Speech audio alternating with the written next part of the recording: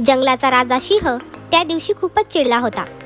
सकाळी सकाळीच सिंहिणीची आणि त्याची मोठी वादावाद झाली होती.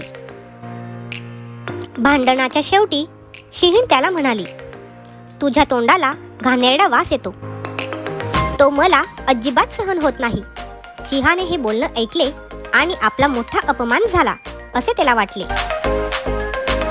सिंहिणीच्या बोलण्यात मुळीच तथ्य नाही असे तिला पटवण्यासाठी त्याला दुसरा पुरावा हवा होता. तेवढ्यात एक रानमेंढा गुहेसमोरून चाललेला त्याला दिसला. त्याने त्याला हाक मारून त्याच्या समोर तोंड करून विचारले, काय रे, माझ्या तोंडाला घाण वास येतोय, खरे सांग. रानमेंढ्याने सिंहिणीकडे वळून पाहिले. महाराणीचा तोरा पाहून त्याला आठवले. तो मनातल्या मनात म्हणाला, सिंह महाराजाच्या ऐवजी